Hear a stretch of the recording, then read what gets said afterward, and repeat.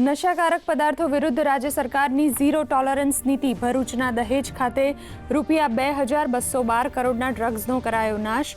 નાયબ મુખ્યમંત્રીએ કહ્યું, ડ્રગ્સના 65% ગુનેગારોને સજા અપાવવામાં મળી સફળતા.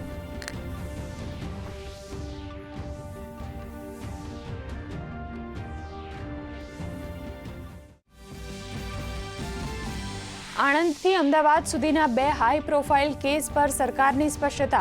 આણંદના દુષ્કર્મના આરોપીએ પોલીસ પર હુમલો કરતા આત્મરક્ષણમાં કરાયેલા ફાયરિંગમાં ઠાર મરાયો, તો ફટાકડા ફેક્ટરી બ્લાસ્ટની એસઆઈટી તપાસ શરૂ. રામોલમાં દુર્ઘટનાનું કરાયું રિકન્સ્ટ્રક્શન.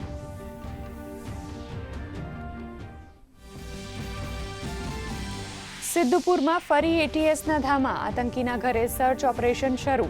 સિદ્ધપુર અને તેની આસપાસના વિસ્તારોમાં આતંકીઓએ ઉપયોગ કરેલી ભૂમિ પર રિકન્સ્ટ્રક્શન. કાયદાકીય પુરાવો એકત્રિત કરવા હાથ ધરાઈ કામગીરી.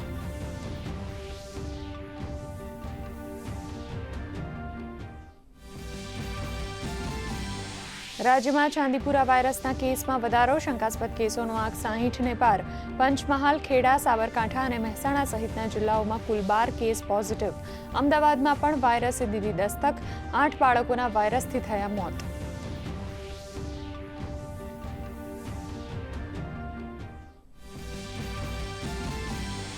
ચાંદીપુરા વાયરસને નિયંત્રિત કરવા રાજ્ય સરકાર એક્શનમાં. આરોગ્ય મંત્રીએ સંક્રમણના સ્ત્રોતને સમજવા, દર્દીઓની ટ્રાવેલ અને કેસ હિસ્ટ્રીની ઝીણવટભરી તપાસ કરવા અધિકારીઓને આપી સૂચના.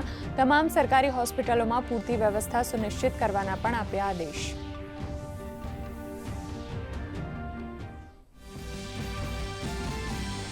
વિપક્ષના હોબાળા વચ્ચે સંસદના બંને ગૃહોની કામગીરી આવતીકાલ સુધી સ્થગિત.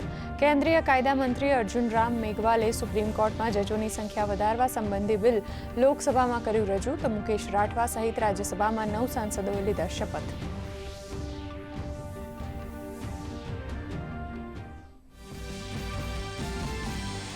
પાવાગઢમાં મહાકાળી ધામને બનાવાશે વધુ ભવ્ય અને સુવિધાજનક. ત્રીજા અને ચોથા તબક્કા અંતર્ગત ₹238 કરોડનો કરાશે ખર્ચ. માંચી ચોકમાં ઊભું કરાયું મલ્ટીલેવલ પાર્કિંગ. ફૂટ ઓવરબ્રિજ, થીમ પાર્ક અને બર્ડ વોચ ટાવર સહિતની સુવિધાનો કરાશે વિકાસ.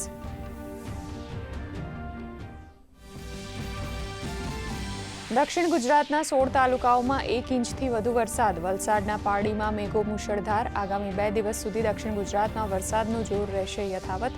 આવતીકાલે સુરત, નવસારી સહિત 7 જિલ્લાઓમાં યલો એલર્ટ જાહેર. આગામી 4 દિવસ માછીમારોને દરિયો નહીં ખેડવા સૂચના.